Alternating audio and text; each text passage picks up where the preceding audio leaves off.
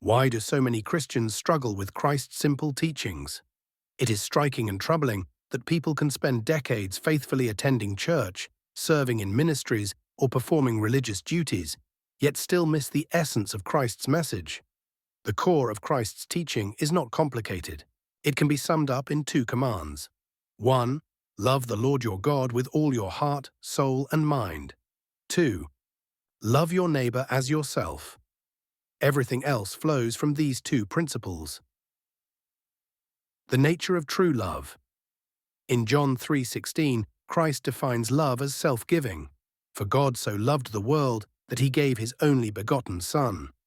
Love, in its truest sense, is the unconditional giving of oneself for the good of another. To say I love God while withholding parts of ourselves, whether through pride, fear, or stubbornness, is a contradiction. Rituals, church traditions, and good works cannot replace the heart's surrender. Loving God fully means yielding every part of life, thoughts, motives, desires, without condition. Loving others means treating them with the same dignity, patience, and compassion we desire for ourselves. Anything less is empty religion.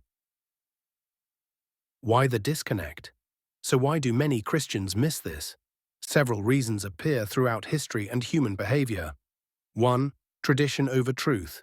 Many prioritize church culture, denominational rules, or ritual observance over the simplicity of Christ's words.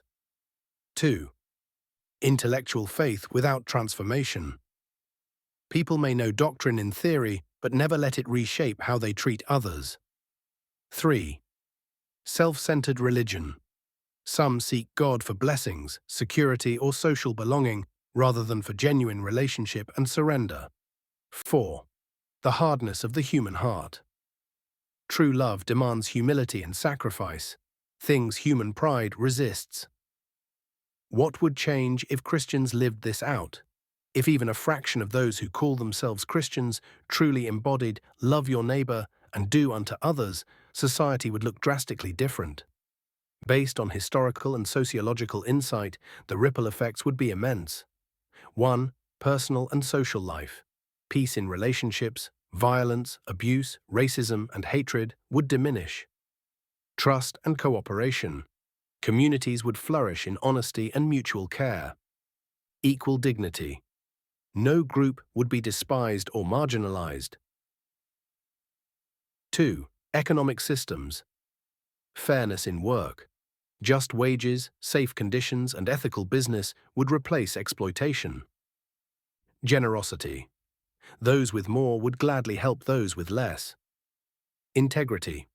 Fraud and greed would evaporate, replaced by honesty in trade. 3.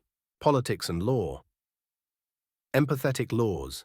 Leaders would ask, would I want this applied to me, before legislating? Lower crime. With love guiding behavior, crime and corruption would fall. Peaceful nations. Wars and oppression would be replaced by diplomacy and respect. 4. Healthcare and welfare. Universal care. No one would be left hungry, homeless, or untreated. Stronger mental health. Love-driven communities reduce loneliness and despair. 5. Education and culture. Respectful classrooms. Schools would model kindness and fairness. Compassion in media. Entertainment would uplift rather than divide. Culture of empathy. Compassion, not consumerism or violence, would dominate public life. Mamadas. In summary, if Christians truly embraced Christ's core commands, violence would give way to peace, greed would yield to generosity, oppression would be replaced by justice, isolation would turn into community. This is not idealistic fantasy, it is the kingdom ethic Christ described, a world where love, not self-interest, rules. The tragedy is that many who bear his name settle for religion without transformation. The call remains urgent, to love God fully and to love others as ourselves. Everything else is secondary.